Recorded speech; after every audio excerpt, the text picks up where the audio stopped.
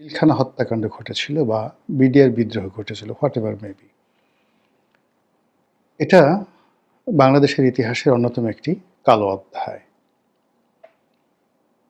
এরকম একটা দুঃখজনক ঘটনা, যে দুঃখজনক ঘটনার প্রেক্ষিতে একটি বাহিনীর বিডিআর, বাংলাদেশ রাইফেলস, সেই ব্রিটিশ জমানা থেকে এই নামটি চলে আসছে। তো সেই নামটিকে বাদ দিয়ে নতুন একটি নাম দেওয়া হয়েছে বিজিবি। তো সেই যে বিডিআর, যেটির ধারাবাহিকতা, ট্রেনিং, সব কিছু সেই ব্রিটিশ জমানা থেকে চলে আসছিল। পাকিস্তান জমানাতে সেটা ছিল যে নাম, ওই একই নামে পরিবর্তন করে বিডিআর হয় স্বাধীন বাংলাদেশে। আমি অনেক দিন বিডিআরের মধ্যে, আমি যখন ঢাকা কলেজে পড়ি অথবা ঢাকা বিশ্ববিদ্যালয়ের ফার্স্ট ইয়ারে পড়ি, আমার ঠিক মনে নাই, বেশ কিছুদিন বিডিআরে থাকার সুযোগ হয়েছিল। আমার এক আত্মীয় ওখানে চাকরি করতেন, আমি তার বাসায় থাকতাম। তো সেই বিডিআরের ভেতরকার, একেবারে পিলখানার ভেতরকার যে পরিবেশ এখন আমার চোখের মধ্যে ভাসে। দ্বিতীয়ত, আমার যে বাসাটি ঢাকাতে, আমার যে ধানমন্ডির বাড়ি, এটি একেবারে বিডিআরের লেকের পাড়ে। এ পাশে একেবারে নাইম ঢাকা কলেজের গলির একদম শেষ বাড়িটা, ওখানে আমি থাকি। এরপর তৃতীয়ত, যে এই ঘটনাটি যখন ঘটেছে তখন আমি সংসদ সদস্য। চতুর্থত, এই ঘটনা যেদিন ঘটল সেটি সকালে যখন ঘটেছে, সেই সময়টিতে আমরা একটা ট্রেনিংয়ে ছিলাম। আর আমার স্ত্রী, পরিবার, পরিজন, এটা তারা সৎচক্ষে এই দৃশ্য দেখার সুযোগ হয়েছে।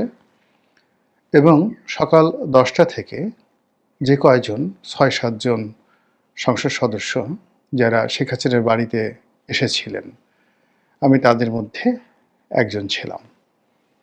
এবং ওই বাড়িতে সেই সকাল 10টা থেকে, অর্থাৎ যমুনাতে সকাল 10টা থেকে সেই বিকাল 4টা পর্যন্ত আমরা সেখানে ছিলাম। কাজেই আমার কাছে এই দৃশ্যটি, এই ঘটনাটি, প্রেক্ষাপটটি একটি অদ্ভুত। আমি একটার সঙ্গে আর একটা কখনো মেলাতে পারিনি। আমার মধ্যে যে ভয় ছিল, যে আতঙ্ক ছিল, ক্ষমতা হারানোর যে আতঙ্ক কাজ করেছিল, এবং ওই দিন বা ওই রাতে মন্ত্রীপাড়ার যে দৃশ্য, যেটা আমি দেখেছি, এবং ক্ষমতার একদম কাছাকাছি থেকে যা কিছু দেখেছি, তার সঙ্গে পরবর্তীকালে আরও কয়েকটি ঐতিহাসিক ঘটনা ঘটেছে।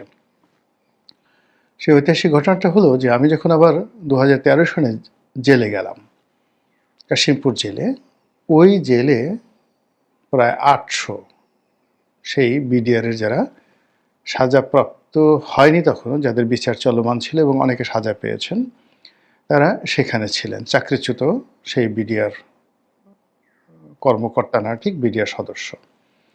তো তাদের সঙ্গে খুব অন্তরঙ্গ পরিবেশে কথাবার্তা বলার সুযোগ হয়েছে, এবং ভিতরে যে আসলে কি হয়েছিল সেই বিষয়গুলো নিয়ে আমি অন্তত 300-400 জন লোকের সাক্ষাৎ নেয়ার আমার সুযোগ হয়েছিল। জেল থেকে বেরোয় আমি একটা বই লিখি, এমপির কারাদহন, যে বইটি বাংলাদেশ প্রতিদিন পত্রিকাতে অনেক দিন ছাপা হয়েছিল নিয়মিতভাবে।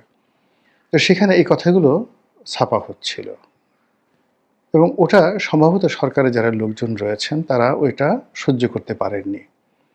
ফলে ওই বইটির অর্ধেক অংশ বাংলাদেশ পত্রিকায় ছাপা হয়েছিল, আর বাকি অংশ সেই পত্রিকা কর্তৃপক্ষ 2013 সনে ছাপাতে পারেনি।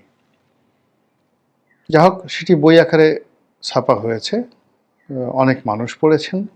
কিন্তু সমস্যাটা হলো যে আমাদের দেশে তো আসলে বইপত্র পড়া বা পত্রপত্রিকা পড়া, এটি কর্তা ব্যক্তিদের আসলে ধাতে হয় না। দ্বিতীয়ত, যে দার্শনিক চিন্তাভাবনা দিয়ে ঘটনার ভিতর থেকে অন্য একটি ঘটনা বের করা, এবং কোনো একটি ঘটনার মধ্যে কী মনস্তাত্ত্বিক বিষয় থাকতে পারে সেই বিষয়গুলো অনুসন্ধান করার মতো যে দার্শনিক মন দরকার, সময় দরকার, ধীর শক্তি দরকার, এটি আমাদের দেশের বেশিরভাগ মানুষের নেই। ফলে আমাদের দেশে অনেক মানুষ তৈরি হয়েছে, গোপাল ভাঁড় তৈরি হয়েছে, মীর জাফর তৈরি হয়েছে, ইয়ার লতিফ, রায়দুর্লভ তৈরি হয়েছে, কিন্তু একজন ইবনে খালদুন, একজন হেগেল, একজন কার্ল মার্কস আমাদের এই বাংলার জমিনে কখনো তৈরি হয়নি। আমাদের সর্বোচ্চ দার্শনিক সেটা হলো আহমদ ছফা। আমাদের সর্বোচ্চ দার্শনিক এখন সেই আহমেদ ছফার যে ছাত্র ডক্টর সলিমুল্লাহ খান, এর উপরে আমরা আসলে যেতে পারিনি। এনিওয়ে, এখন এই যে বিডিআরের প্রসঙ্গ নিয়ে কথা বলছি এই কারণে যে ডক্টর মোহাম্মদ ইউনূস সরকার ক্ষমতা আসার পরে সকলের একটা দাবি ছিল যে এখানে মানুষের যে সন্দেহ, যে অবিশ্বাস এবং মানুষের যে একটা সেন্টিমেন্ট, এটা বিডিআর হত্যাকাণ্ড বা বিদ্রোহ, তার পরবর্তীতে এটার পুনর্গঠন এবং এটা নিয়ে আওয়ামী লীগ সরকার যে একটা তদন্ত রিপোর্ট করেছিল সেটা, এবং যে বিচার কার্য, মানে এটা কোনো অবস্থাতেই মানুষের আবেগের সঙ্গে যায়নি, বিশ্বাসের সঙ্গে যায়নি। এটার সঙ্গে কতটা ফ্যাক্ট ছিল, কতটা ফ্যাক্ট ছিল না, এটা পরের ব্যাপার। যেটা ছিল, যখন এই ঘটনাটা ঘটল, তারপরে দেশে দেশের বাইরে একটা নিদারুণ প্রচারণা, সেটা হলো এই কাণ্ড ঘটিয়েছে ভারত। দ্বিতীয় প্রচারণা হলো সেটা 2009 দর্শনে ব্যাপক প্রচারণা, ভারত এই ঘটনাটা ঘটিয়েছে। আর এই ভারতের এই কর্ম ঘটানোর জন্য সেনাবাহিনীর মধ্যে ভারতের যারা এজেন্ট ছিলেন তারা, স্বয়ং শেখ হাসিনা এবং তার যে সকল রাইট হ্যান্ড ছিলেন, যেমন তাপস, তারপরে সেই জাহাঙ্গীর কবির নানক, মির্জা আজম, ওনারা রাজনৈতিকভাবে এই বিষয়গুলো অর্গানাইজ করেছেন। তারপর জনাব সোহেল তাজ, সাবেক স্বরাষ্ট্র প্রতিমন্ত্রী, তিনি এই ঘটনার সঙ্গে জড়িত, আর সাহারাকাতে তো মরে বেঁচেছেন। এই জিনিসগুলো প্রচারটা চলছিল 2009 সাল থেকে। আওয়ামী লীগ শত চেষ্টা করেও এই প্রচারণার বিরুদ্ধে একটা ন্যারেটিভ তৈরি করতে পারেনি। 2 নম্বরে হলো যে পরবর্তীতে যখন আওয়ামী লীগের ক্ষমতা নিরঙ্কুশ হয়ে গেল 2016-17 সনের পর থেকে, তখন এই বিডিআর মিউটিনিটি, এই বিষয়টিকে তারা পাত্তাই দিতে চায়নি। যাই হোক, যখন ডক্টর মোহাম্মদ ইউনূস আসলেন, আসার পর এই বিডিআর হত্যাকাণ্ডের বা বিডিআর মিউটিনি, বিদ্রোহ যেটা, এটাকে নিয়ে একটি তদন্ত কমিশন গঠন করা হলো এবং সেই তদন্ত কমিটির প্রধান রূপে জনাব ফজলুর রহমান নামক একজন কর্মকর্তা, যিনি একসময় বিডিআরের ডিজি ছিলেন, একজন মেজর জেনারেল। তো তিনি সামাজিক মাধ্যমে বেশ জনপ্রিয়, স্ট্রেট ফরওয়ার্ড কথাবার্তা বলেন, টুপি পরেন, সম্ভবত একসময় মাদ্রাসায় পড়তেন। অনেকে তাকে জামাতের রিক্রুট, জামাত ঘেঁষা, এরকম ন্যারেটিভ দেওয়ার চেষ্টা করেন বা ট্যাগ দেওয়ার চেষ্টা করেন। আমি ভদ্রলোককে ব্যক্তিগতভাবে চিনি না, তবে তার কথাবার্তা শুনলে মনে হতো যে তিনি বেশ রাগী একজন মানুষ, ড্যাশিং হিরো। তারপর এত কিছু চিন্তা ভাবনা করেন না, লাইক আদার মিলিটারি অফিসার। তিনি খুব স্ট্রেট ফরওয়ার্ড ওয়েতে কথা বলেন, তার মধ্যে ভারত বিদ্বেষ প্রবল। তিনি মনে করেন যে বাংলাদেশের হাতে যে ক্ষমতা রয়েছে এবং জিও পলিটিক্যাল কারণে বাংলাদেশের যে শক্ত অবস্থান আছে, এটাকে পুঁজি করে যদি ভারতের 7 সিস্টার আক্রমণ চালানো হয়, এমনকি মায়ানমারে যদি আক্রমণ চালানো হয়, তাহলে এই যে এখন রোহিঙ্গাদের যে সমস্যা, জনাব ফজলুর রহমানকে যদি সেনাবাহিনীর প্রধান করা হয় অথবা তাকে যদি নিরাপত্তা উপদেষ্টা করা হয়, তিনি একেবারে প্রথমে যে কাজটি করবেন সেই কাজটি হলো তিনি একেবারে এই আরাকান আর্মির সঙ্গে যুদ্ধ করবেন এখন, বা আগে সেই মায়ানমারের আর্মির সঙ্গে যুদ্ধ করবেন, যুদ্ধ করে পুরো সেই রোহিঙ্গা অঞ্চল এটি তিনি দখল করে নেবেন এবং বাংলাদেশের সঙ্গে একীভূত করে ফেলবেন। এই কথা তিনি খুব স্ট্রেট ফরওয়ার্ড ওয়েতে গত কয়েক বছর যাবৎ টেলিভিশনে তিনি বলে আসছেন। দ্বিতীয়ত, তার সময়টিতে ভারতীয় যে বর্ডার সিকিউরিটি ফোর্স বিএসএফ, সেই বিএসএফের সঙ্গে বিডিআরের একটা সংঘর্ষ হয়েছিল এবং সেই সংঘর্ষে বিএসএফের ব্যাপক ক্ষয়ক্ষতি হয়েছিল এবং ধরে নেওয়া হয় যে ওই যুদ্ধের সকল যে কৃতিত্ব, ওটাকে যুদ্ধ বলবেন না ওটাকে সংঘর্ষ বলবেন সেটা পরের ব্যাপার। ওটা জনাব ফজলুর রহমানকে একটা বীরত্বের পর্যায়ে নিয়ে গেছে এবং বিডিআর এর যারা সাধারণ সদস্য সবাই মনে করেন যে সেনাপতি যদি থাকতে হয় তাহলে ফজলুর রহমান সাহেবের মতোই থাকতে হয়। তো ভদ্রলোকের সঙ্গে আমার সরাসরি কখনো দেখা হয়নি, কথা হয়নি। তো তিনি টেলিভিশন টক শোতে আসেন, বিশেষ করে যে সকল ইসলামপন্থী বা দক্ষিণপন্থী ইউটিউব চ্যানেলগুলো রয়েছে তাদের পছন্দের মানুষ জনাব ফজলুর রহমান। তিনি এভারেজ বাঙালির চেয়ে লম্বা। লম্বা মানুষ একটু সরল সোজা হয়। এত প্যাঁচগোছ তারা বোঝে না। আমাদের দেশে লম্বা মানুষদেরকে বেকুব বলে বেশিরভাগ মানুষ। কিন্তু যেহেতু তিনি সেনাবাহিনীর একজন বড় কর্তা ছিলেন, তাকে এই কথা না বলে তাকে তিনি অন এভারেজ ক্রিটিক্যাল না, সহজ সরল স্ট্রেট ফরওয়ার্ড আপনি বলতে পারেন। কিন্তু আমাদের দেশে লম্বা মানুষের নানা রকম কথা আছে। আলতাফ হোসেন চৌধুরীকে তো আপনারা চিনেন, সেই পটুয়াখালীর এমপি, সাবেক বিমান বাহিনী প্রধান। তো তার সঙ্গে একজন স্থানীয় রাজনীতিবিদ, বেশ লম্বা চূড়া, বেশ লম্বা চূড়া, ফজলুর রহমান সাহেবের মতোই লম্বা। তো একটা বিরোধ আছে। তো সেই বিরোধের প্রেক্ষিতে তিনি সেই ভদ্রলোকে, লম্বা ভদ্রলোকে বরিশালের আঞ্চলিক ভাষায় নাহল গাছ হিসেবে ডাকেন। নাহল গাছ মানে নারকেল গাছ। আর লম্বা মানুষকে আমাদের বরিশাল অঞ্চলে বলে লম্ফা। ওই লম্ফাটা কি করলো? তো ফজলুর রহমান এরকম লম্বা চওড়া একজন মানুষ। আর সেনাবাহিনীতে যারা চাকরি করেন, লেফট করেন, তো তারা পায়ের উপর এত বেশি তাদের জোর থাকে, তাদের সবারই হাঁটুতে প্রবলেম হয়। অনেকের 10-12 বার পর্যন্ত এই নি অপারেশন করতে হয়। এই জন্য অনেকে দুষ্টুমি করে বলেন যে তারা লেফট করতে করতে তাদের বুদ্ধি হাঁটুতে নেমে যায়। তো এরকম বিভিন্ন কথাবার্তা ফৌজি যারা লোকজন রয়েছেন তাদেরকে নেওয়া হয় এবং তারা এটা খুব এনজয় করেন, ভীষণ রকম এনজয় করেন। তো সেই ফজলুর রহমান সাহেবকে একটি কমিশন প্রদান করে তদন্ত রিপোর্টের যে দায়িত্ব দেওয়া হয়েছিল, তিনি সেই তদন্ত প্রতিবেদন জমা দিয়েছেন। এই প্রতিবেদনের সত্য মিথ্যা, বাস্তবতা বা বাস্তবায়ন, আগামীতে এটা কীভাবে বাস্তবায়ন হবে, এই বিষয়গুলো নিয়ে আমি কোনো মন্তব্য করব না। তবে এখানে যে বিষয়গুলো সে 2009 সন থেকে সন্দেহ করা হয়েছিল এবং যে বিষয়গুলো পপুলার ছিল, মানুষের বিশ্বাসের ক্ষেত্রে মানুষ এই বিষয়গুলি মনে করতেন যে এই টোটাল ঘটনাটি ঘটিয়েছে ভারত।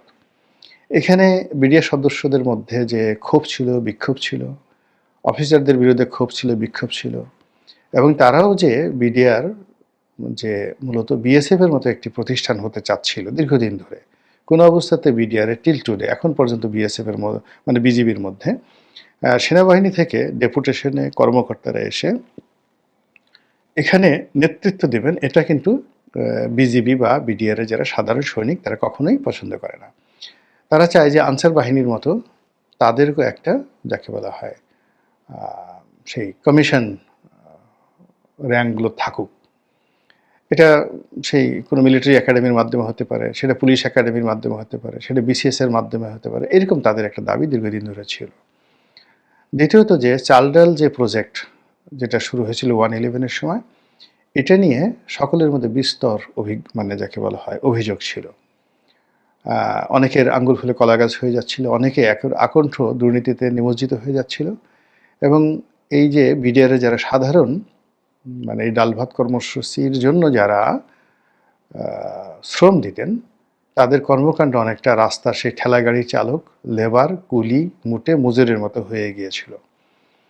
তারা তরিতরকারি বিক্রি করতেন, এগুলো বস্তা মাথায় নিয়ে যেতেন। এই কর্মকাণ্ডগুলো তৎকালীন বিডিআরের যারা সিপাহী তারা এটা মেনে নিতে পারেননি। এনিওয়ে, তো এই অনেকগুলো বিষয় ছিল যে বিষয়গুলো এই তদন্ত প্রতিবেদনে কিভাবে এসেছে এটা বলতে পারবো না, কিন্তু এখানে যেগুলো পপুলার, একেবারে জনপ্রিয়, যেগুলো আশা করা হয়েছিল, যেগুলো আশঙ্কা করা হয়েছিল এবং জনমনে যারা আওয়ামী লীগ বিরোধী, যারা ভারত বিরোধী, তাদেরকে স্বস্তি দেওয়ার জন্য যে ধরনের বক্তব্য থাকা দরকার ছিল, প্রায় সবগুলো বক্তব্য টু দি পয়েন্টে এখানে সন্নিবেশিত করা হয়েছে। এর ফলে সেনাবাহিনীর সঙ্গে বিজিবির সম্পর্ক বা তৎকালীন বিডিআরের সম্পর্ক, এমনকি বর্তমান সেনা প্রধানের সঙ্গে এই সংঘর্ষের, এই বিদ্রোহের কি সম্পর্ক রয়েছে? আওয়ামী লীগের সঙ্গে এই বিদ্রোহের যে সম্পর্ক, এটি এখানে স্পষ্ট করা হয়েছে এবং এখানে সরাসরি ভারতকে দায়ী করা হয়েছে বাই নেম, যে তারা বাংলার মাটিতে সৈন্য পাঠিয়ে, গুপ্তচর পাঠিয়ে এবং এখানকার পলিটিক্যাল যারা লোকজন রয়েছে তাদেরকে মোটিভেট করে এইরকম একটি জঘন্য হত্যাকাণ্ড তারা চালিয়েছে। প্রথমত বিডিআরকে ধ্বংস করার জন্য, যেন তারা কোনো অবস্থাতেই বিজিবির সঙ্গে, মানে বিএসএফ এর সঙ্গে আগামীতে কোনো যুদ্ধ, সংঘাত, সংঘর্ষ করতে না পারে, অথবা সীমান্তের ওপারে বিজিবি মানে বিএসএফ যখন মানে প্রকাশ্যে মলত্যাগ করে, ওপেন এয়ার, এটা তো ভারতীয়দের একটা অভ্যাস, তো তখন যেন বিজিবি বা বিডিআর তারা ঢিল ছুঁতে না পারে, হাসতে না পারে, বা যারা অতিরিক্ত ভারতপ্রীতি তারা যেন গিয়ে তাদের একটু শৌচকর্ম করে দিতে পারে, এরকম যেন একটা দাসত্বের মনোভাব থাকে। এই মনোভাব তৈরি করার জন্য বিডিআরের মেরুদণ্ড ভেঙে দেওয়ার প্ল্যান ভারত করেছে। এই প্রতিবেদনের মাধ্যমে সেটা শতভাগ নিশ্চিত করে দেওয়া হয়েছে।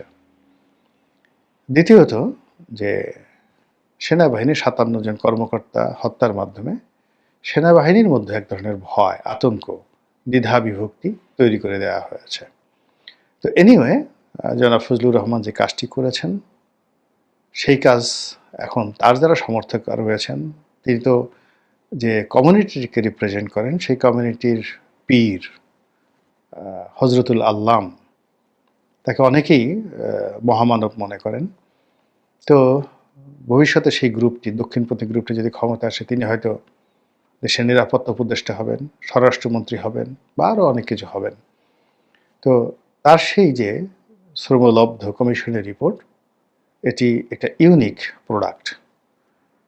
এই প্রোডাক্টটি আমি অনেকগুলো বিখ্যাত বিখ্যাত কমিশনের রিপোর্ট পড়েছি।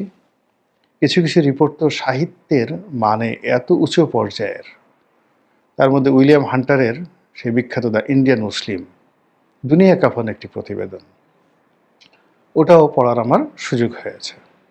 তো ফজলুর রহমান সাহেবের এই প্রতিবেদনটি বই আকারে ছাপা হোক, আমরা পড়ি, আর এই প্রতিবেদনের আলোকে যে সকল সুপারিশগুলো করা হয়েছে সেগুলো বাস্তবায়ন হোক, আর যাদেরকে ইন্ডিকেট করা হয়েছে এই ঘটনার জন্য যারা দায়ী, তাদের বিচার হোক, দৃশ্যমান বিচার হোক, আর যারা পালিয়েছে তাদেরকে ধরে এনে বিচার করা হোক, এবং সেই বিচার করার ফলে কি পরিবেশ পরিস্থিতি তৈরি হয় সেটাই দেখার আশায় রইলাম।